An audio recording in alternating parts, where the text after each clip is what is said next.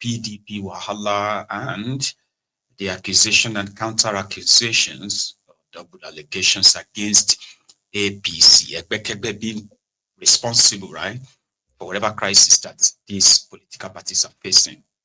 However, they are out there, both APC, both APC and their opposition.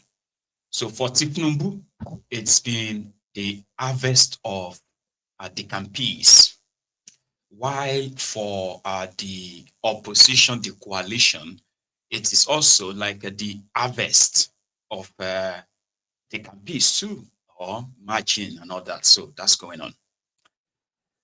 One person that just made his own view public on all these happenings is Galadima. Well, he's a common face, by the way. He is the, should I say, political associate of Kwakwansop, and somehow they are also in talk with coalition. And you get, so his own observation is this, that somehow he thinks that this whole thing going on, they are Tinubu's kind of like a play book, that the way the opposition are already out, like, this their coalition, the blah, that it is to wear them out. You get that now? Like, by the time they get to 2026, they probably have either been decimated, so infiltrated and compromised, or by then, right, they will be too divided to show any form of strength to get Tinubu out. So that is his own projection, by the way, so don't forget that. And it is not what he said, right, that is so special. No, it is how he said it, including where he categorically said that Tinubu has no plan of conducting free and fair election. I think that's the regular allegations by oppositions every now and then anyway. So he believes that Tinubu has no such plan of conducting free and fair election. Like I said, it is not what he said, it is how he said it. That is where we are going to start from this evening. And then we're going to kind of like, take them here and there as usual. So if you are joining us right now, please don't just join. Kindly like the broadcasts. I think it's the least you can do, but it means a lot. Decent, right? So Galadima talking about the opposition, as well as Tinubu and your 2027 charade. Here. In the last 6 months, complained severally about INEC's inability to call political players to order. And I came to realize, painfully too, that they are not in a position to do that because those who pay the piper dictates the tune. This issue of campaigning before being allowed by INEC was started by the government of the day. And this suggests that INEC cannot be an empire in a political environment as we have today. If they don't have the lever to even say, please, don't, we have not yet allowed politicians to start. But I also want to say that the wisdom by the APC to start campaign early is because they wanted to see their opponents such that they will, through time, before time, cut them into pieces. And I saw some of my friends in the opposition just fall into the trap because they are not seasoned politicians. They are opportunists in politics. if they had known, or if their politicians, they couldn't have danced to the drum being beaten by the APC. Now you can see some of them started with SDP. I was here on this platform to warn them that no opposition politician in his right senses will start a marathon race against a sitting government. Because by the time it is time for you to say go, you are already tired and exhausted. And this is exactly the trap they fell into. So they were decimated in the SDP. They moved to the ADC. They are still shouting, shouting, shouting, shouting. It's not yet time. And they will get exhausted. They will be dismembered. Especially come November, there is rumors all over the place that this government is nominating a just retired Court of Appeal judge who is known for notoriety to be the chairman of INEC. I wish it is not true, because if that man becomes the chairman of INEC, be rest assured that this government is inviting a civil war in this country. In the last... Okay. So, Mr. Galadima, calm down. Let's try, like I said, it is not what he said that is, anything so unique or out of ordinary. No, it is how he said it, right? Tinubu, and I think we've had similar convo before. Let's start with the opposition are acting too early. Do you get that now? They're acting too early, and Tinubu and his agents, they will devour them. They will devour them, pretending to be like he cares. So they shouldn't. They should wait and give it. It's not yet time.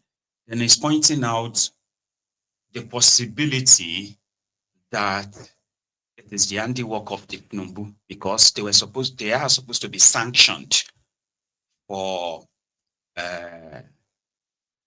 like going public, talking about 2027 and all that. Now, if that is true, which is not, in my own opinion, because Tinubu and his gang are doing everything possible to push the propaganda that Tinubu is very popular.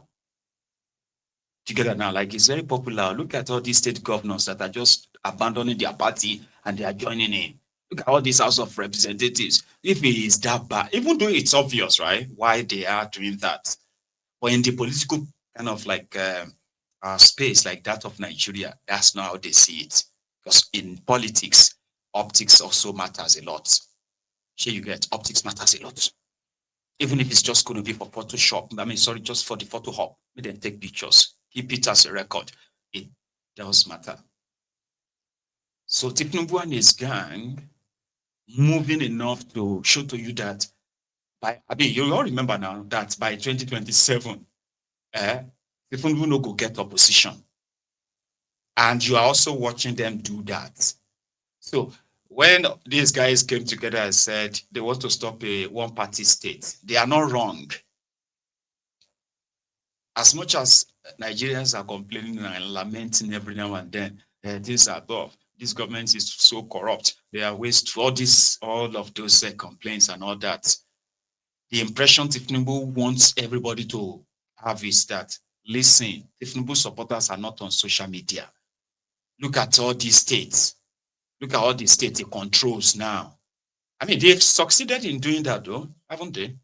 I remember that right now, they just count APC states for Tinubu, and automatically it's been counted as places where Tinubu is going to win.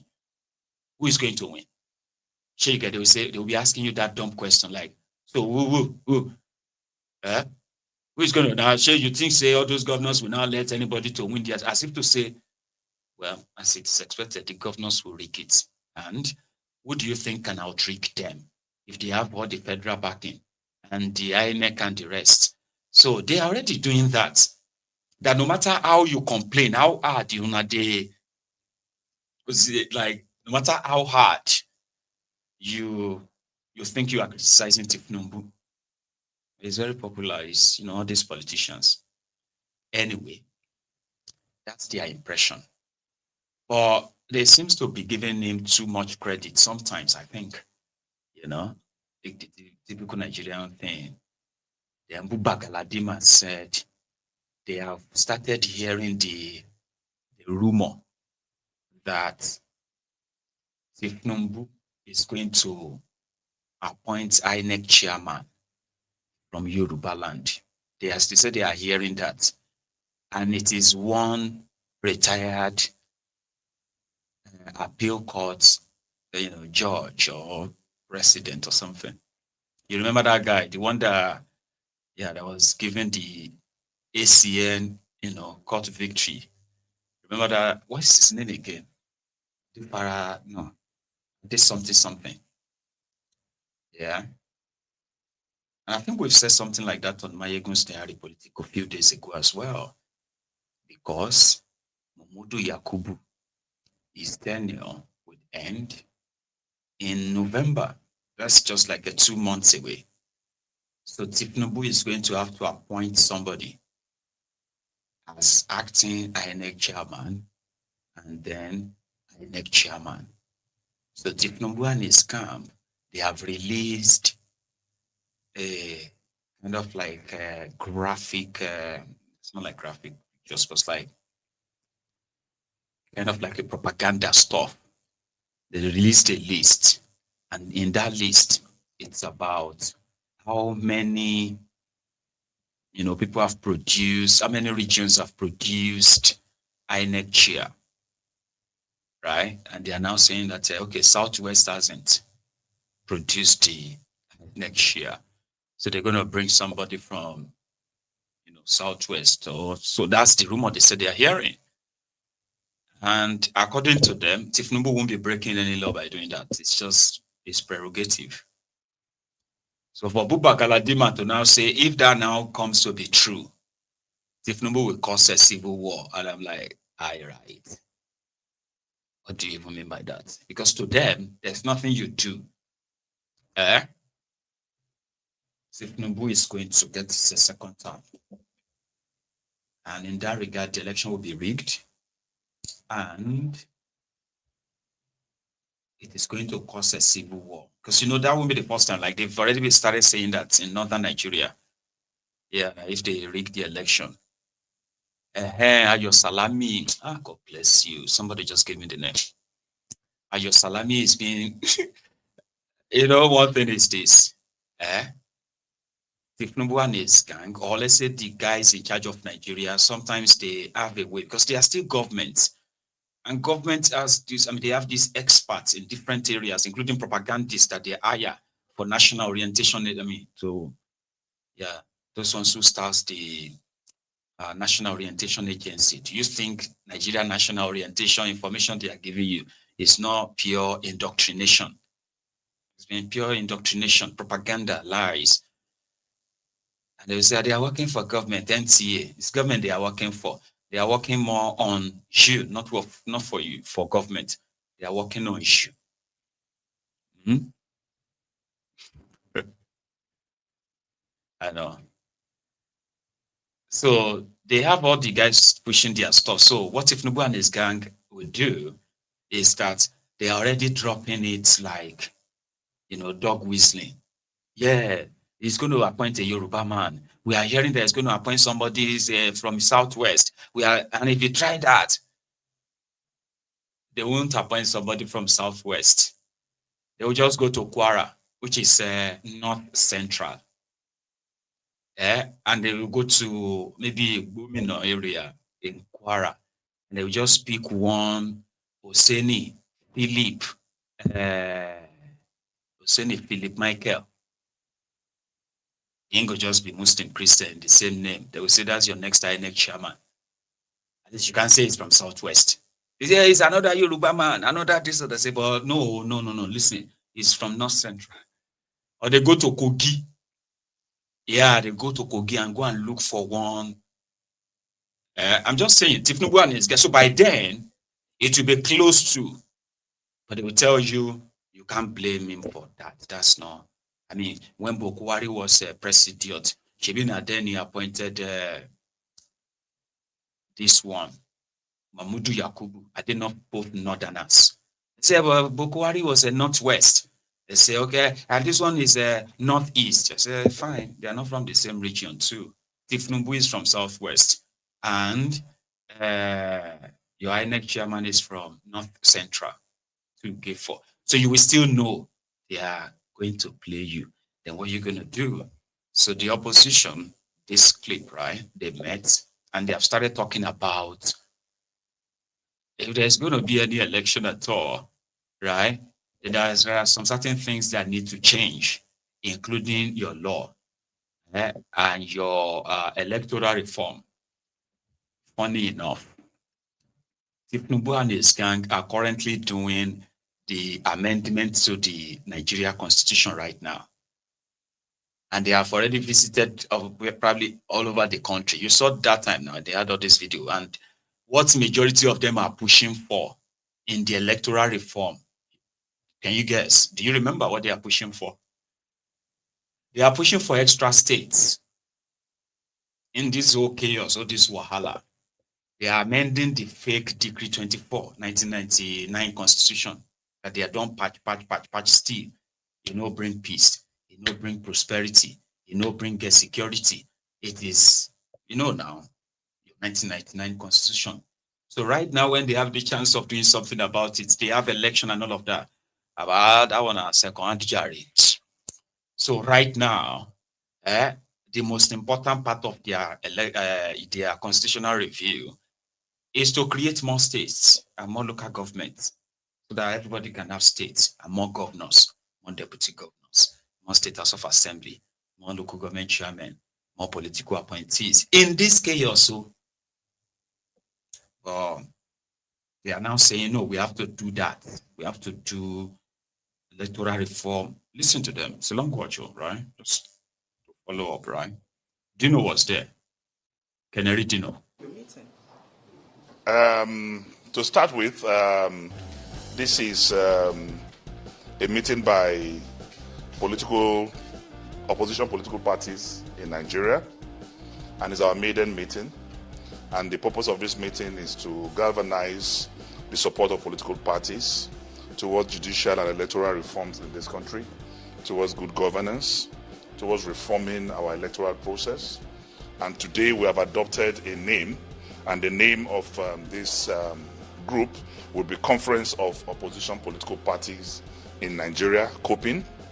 And by the grace of God, it was a very fruitful meeting. The Labour Party delegation was led by Chief, and we also have the delegation of ABGA led here by yes, and we have the apology of few political parties, but we've all agreed that as opposition political parties in this country, we are going to work together to end the pain and end the shame, democratic shame in this country.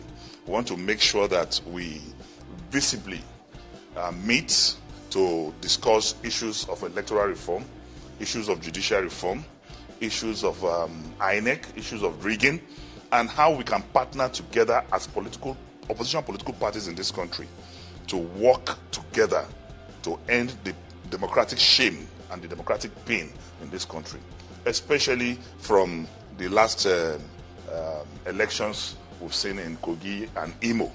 We believe that we cannot continue like this as a country. There's a need for amelioration, there's a need for palliation, there's a need for correction. And we have resolved that I, as the convener of this meeting, will drive the political parties, opposition political parties in this country, to do the needful and to keep the party in power in check, to make sure that our democratic ideals, our democratic doctrines, our democratic tenets in this country is respected, and that there will be fairness, there will be equity, there will be egalitarianism in our democracy in this country. And we believe that we have adjourned to meet in a date that will be announced, and we are going to take this very seriously. And the battle to rescue this country democratically for all opposition political parties is a battle of no retreat, no surrender. And we are all committed to this cause. And what we are calling for here is not a merger. What we are calling for